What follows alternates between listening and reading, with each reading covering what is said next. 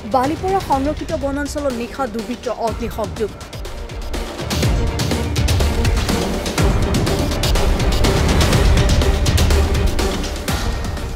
বালিপৰা সংৰক্ষিত বনাঞ্চলত শাল বাগানত কোনো দুৰ্বৃত্তই লগালে